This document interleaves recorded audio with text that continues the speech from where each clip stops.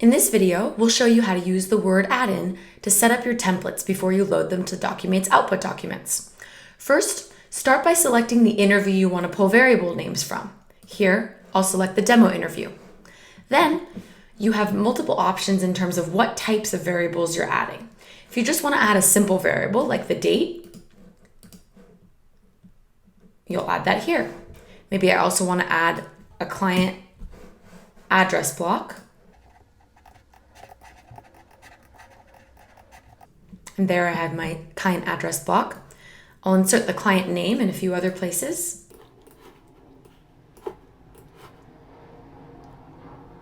And now we get to the fun part. You're going to want to add conditional phrases or conditional paragraphs for specific phrases or paragraphs in your documents that may or may not appear. So here we have a phrase that may provide an annual salary or an hourly rate. And we already have that set up as a question in our interview. So what we'll do is we'll say add conditional phrase, payment is the variable name, is annually. So when payment is annually, we'll select this section and insert the conditional phrase.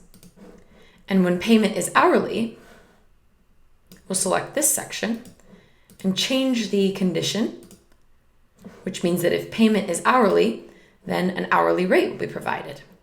Then we'll also want to put in the simple variables that correlate with the annual salary here